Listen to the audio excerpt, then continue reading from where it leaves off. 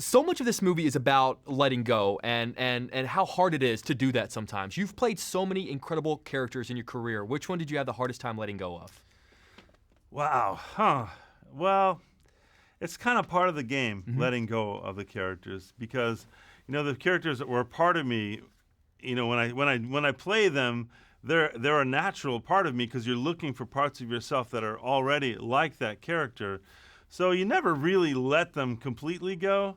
But gosh, I'm trying to think of one that was difficult to let go. Well, I just did this movie called The Sisters Brothers, where I got to be great movie, by the way, cowboy. Thank you, on a horse every day, and that was really hard to give up that cowboy life. Yeah. I'm really out there in beautiful countryside in Spain on this horse that I loved so much. So that was a lifestyle that was hard to let go of. But a little bit different than a Beverly Hilton hotel room. Yeah. But ultimately, the characters, the beautiful thing about being an actor in movies is, if you want to visit those characters, you can always go back and always watch go them. back. Yeah. As long as you don't die. Yeah. Which is well, fingers crossed. Let's keep Ralph alive, if that's okay. Yeah. They did something really smart last night, which is they brought a lot of kids into the movie theater, and I remember movies defining my child. I define my childhood by what movies I saw when and where. And last night I was like, there are going to be kids that define their childhood by the Ralph movies. What were the movies that defined your childhood? Wow. Well, let's see. Willy Wonka was a big one for me. The original Willy Wonka with Gene Wilder, that made a huge impression on me. Mostly because I think Gene Wilder was a guy who was a sensitive man and was not afraid. He was courageous enough to be sensitive. At a time in the 1970s when the big thing was to be as macho as possible, Gene Wilder was like, well, I have feelings too. And I think I learned a lot from him in that way. That movie really influenced me. In some ways, I think I'm like half Willy Wonka, half Charlie Bucket. The little boy in the movie. Of course. That's kind of my personality in a way. The Bad News Bears was a big one. Walter, and all the big Disney classics, of course, were very influential on me as a kid. The Sorcerer's Apprentice and Winnie the Pooh was a huge one. Dumbo and all that. You had great taste as a kid, man. Well, it's like it was a golden age of that kind of stuff when I was a kid. There were a lot of good movies like that coming out. For sure. One of the things that Ralph does really well without overdoing it is it sort of taps into nostalgia. I was sitting there, I would see certain characters like, oh, God, I love that. Oh, I haven't seen that character in forever. That's fantastic. What in pop culture today do you think has the best chance of us being nostalgic for in 20 years sticking around? That's a really hard question, because things are moving so fast. The news cycle these days is like 2 days at tops. These viral videos, people think I'm famous, and then done. It's 2 days later and no one knows who you are again. So what's going to have staying power? Well, I think the things that have staying power are the things, the qualities that make something last are the same as they ever were. Which is emotional relatability, and something that doesn't rely just on contemporary references, something that relies on age-old truths about human beings and the way they react. And hopefully, we'll see how history judges us. But we tried really hard to make the relationship in this film between Ralph and Vanellope one that was really true, and one that is an eternal story, of having a friend that you're really close to, and then you start to grow. Life changes, and how are you going to deal with that change? Are you going to try to hold on to what you have, and no matter what, or are you going to be, enough of a friend to let your friend be who they need to be? So I think that's an eternal idea. Hopefully it'll stand the test of time. One of my favorite scenes of any movie this year, the Disney princesses all gathered in one. It's the scene everyone's talking about.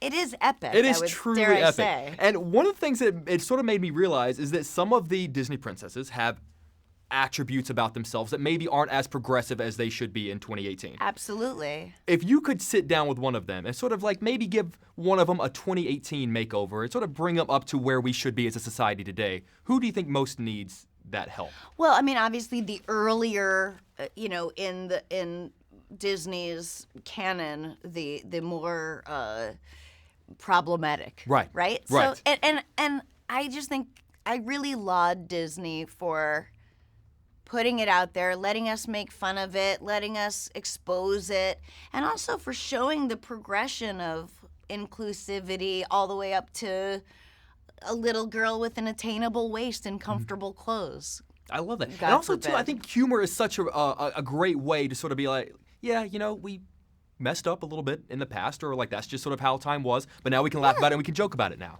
It's okay to have been wrong or to have been problematic, as long as you acknowledge it, internalize it, and are changed. One of the things I love about Vanellope in this movie is that she sort of realizes that her game is kind of getting old and getting tired, and there are aspects of it that she's just like kind of over at this point. Are there any aspects of this business that they're getting kind of old and they're getting kind of tired and you're just sort of over it by this point? Please don't say junket interviews. It would have to be junkets, Oh, but God. I'm having a really good time. Once I'm in it, it's good. But Right. the idea of consecutive 4-minute Right. interviews for 8 hours is Right. not appealing. But I'm having a really nice time, and in the moment, I really enjoy it because I like talking about this movie.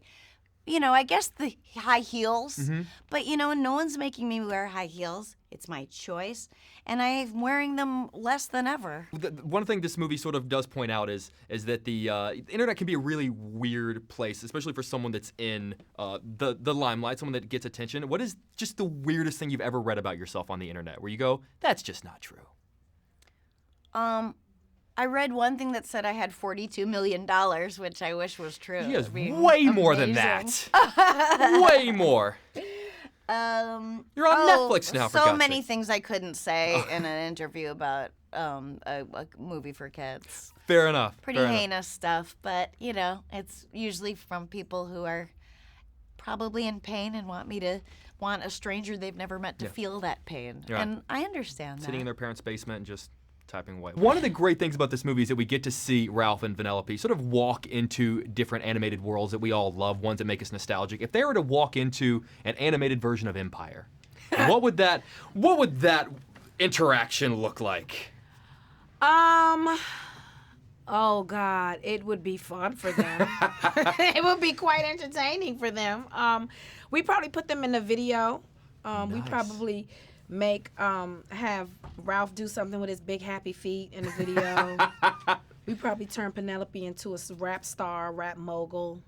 Yeah. The new season is writing itself. It is. Tell me you wouldn't want to see an animated version of Cookie. I really would. I would love. It's amazing because I have a lot of artists drawing animations of her on the internet. So I would love to see it. That's how you know that your show's made it, when you start getting like fan art and fan fiction. They're writing stories about you guys. They're kind of taking your characters and running with it. Yes, and they actually do a lot of art of me. Like, I don't care what it is.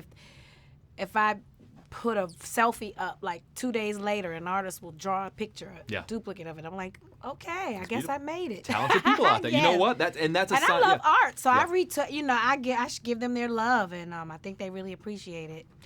Because Disney owns so many different properties, this movie gives us the opportunity to see characters together in a room that we otherwise wouldn't see. Right. You have played so many amazing characters in your career. If you could pick two and put them in a room together and watch them interact, who do you think would be the most interesting to watch the two of them go at it? I would probably put. Oh God, I don't know. You put me on the spot. Trying to ask you something you haven't been asked 10,000 times today. I know, right now, I don't know. I would put probably Cookie in the room with my new character coming out with Ann Atwater, who is a civil rights activist from Best of Enemies, with Sam Rockwell. Just because they're two powerhouses. Love that. But they would probably link up and run for Congress. They'd have my vote, I can tell you that. I'd vote for that. I love your character in this film. It's sort of the curator of all of the great videos on the internet. And I'm one of those guys that can just get lost on YouTube and wake up 4 hours later and be like, I've wasted my day. Right, what is can't your we? favorite video of yourself on the internet? My favorite video of myself? I don't know. I don't look at myself like that. Let me see. My favorite. The correct answer is interviews with us together. Oh, there it is. Ta!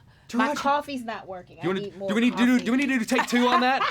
Yeah. Taraji, what's your favorite video of yourself on the internet? Any video of us together doing interviews. That was so natural. That was so real. There's a reason you're an Academy Award nominated actress, my friend. You earned that nomination. Oh, well. So obviously, I feel like, you and I, we see each other in New York, we see each other in LA, but obviously for us, Chicago is where it's at. How's Chicago been treating you? We're heading into the colder seasons, as it were. I know, Are you but ready for this? it hasn't even really been cold yet. It's getting there. It's still 50s. That's not cold. People are still wearing shorts. That's fair. But here's the deal. I don't mind when it's cold. I'm curious with you. When it's around the holidays, because at least you have something to tie it. You're like, oh, it's Christmas, it's Thanksgiving. Yeah. Come February, I'm done. I'm over it. I know. I like my boots and my fashion. Oh. I have a lot of sweaters, and I hope that I get to wear them this season because I bought a lot. I have a feeling you'll be able to wear them. I hope so. This season. I don't know. It's already November, and it was 50 when I left. Have things changed? I've been gone too, so we'll Okay. get back and we'll exchange notes. You want to say hello to everyone in Chicago who loves you? Hey, Chicago, I love you. I'll be home soon. That's home for me now, I know. When are we hanging out? You never call. I You never know. write. You Smoke know. signals, carrier pigeons, nothing. Nothing. Haven't even met up for a coffee. I know. You are my favorite. I love you. You're Thank always so you. kind to me. You know that you deserve nothing but the best. Thank you Thank you. so Good to see you. much. I'll see you soon. Bye-bye.